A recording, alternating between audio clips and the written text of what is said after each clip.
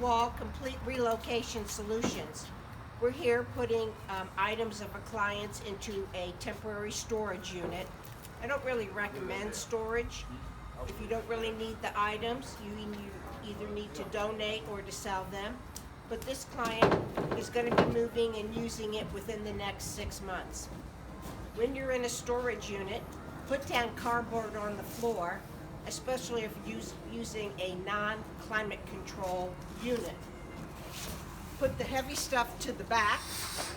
Anything that are tables that have legs to them, the legs should always be down on the floor. And go to the expense of buying moving blankets. And you can get them very inexpensively online. Make sure that you don't pack things too tight, but you do want to pack tightly. Heavy items in the back and on the floor, lighter items on top. Rita Wall, Complete Relocation Solutions, 317-514-9793.